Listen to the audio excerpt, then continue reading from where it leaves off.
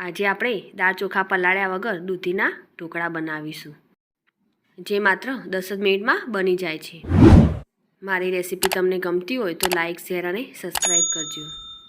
આ ઢોકળા આપણે દાળ ચોખા પલાળ્યા વગર બનાવીશું અને થોડા સમયમાં બની જાય છે। તો બનાવવાનું આપણે શરૂ કરીએ।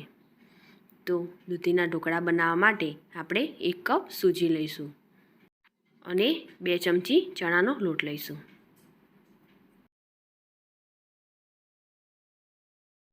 અને તેમાં 1 કપ જેટલી છીણેલી દૂધી એડ કરીશું।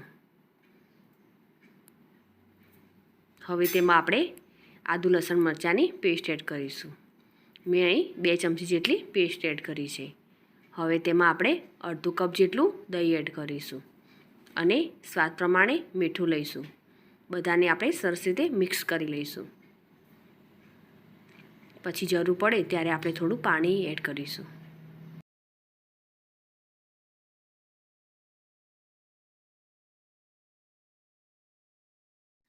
હવે તેમાં પાણી એડ કરીશું અને સરસ રીતે મિક્સ કરતા રહીશું। આ રીતનું આપણે બેટર રાખીશું।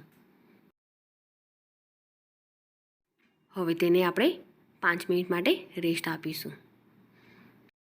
હવે આપણે જેમાં ઢોકળા મૂકવાના હોય તેમાં આ રીતે આપણે તેલ લગાવી લઈશું। 5 મિનિટ બાદ આપણે બેટર ચેક કરીશું અને હજુ પણ આપણું બેટર થોડું ઘટ છે।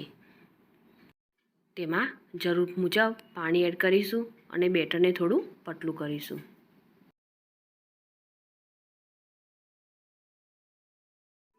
બેટર આપણું રેડી છે।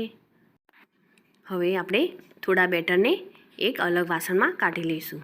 તેમાં આપણે સોડા એડ કરીશું અને સરસ રીતે તેને મિક્સ કરી લઈશું।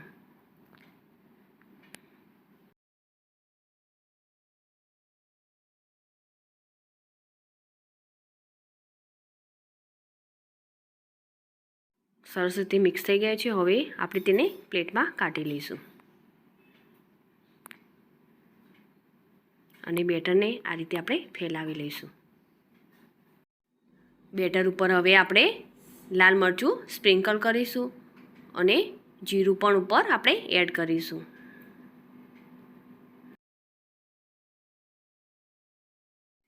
હવે આપણે ઢોકળિયાના કુકરને અગાઉથી જ ગરમ કરેલું છે।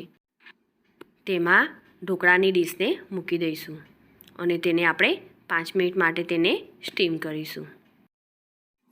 આ ઢોકળાને કૂક થતાં માત્ર 5 જ મિનિટ લાગશે। હવે આપણે તેને ચેક કરી લઈશું। તો આપણા ઢોકળા સરસ રીતે કૂક થઈ ગયા છે।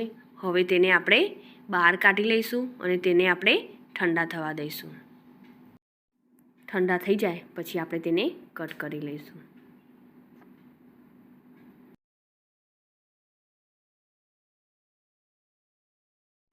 હવે તેને આપણે કટ કરી લઈશું।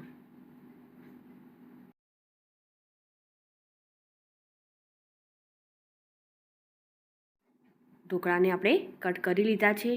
હવે તેને આપણે વઘાર કરીશું। 4 ચમચી જેટલું આપણે તેલ લઈશું અને તેમાં આપણે રાઈ એડ કરીશું। રાઈ આપણી કકડી જાય એટલે આપણે તેમાં હિંગ એડ કરીશું। હિંગ એડ કર્યા પછી આપણે ગેસની ફ્લેમ બંધ કરી દઈશું અને તેમાં મીઠા લીમડાના પાન અને લીલા મરચાં એડ કરીશું। હવે આ વઘાર આપણે ઢોકળા પર એડ કરીશું।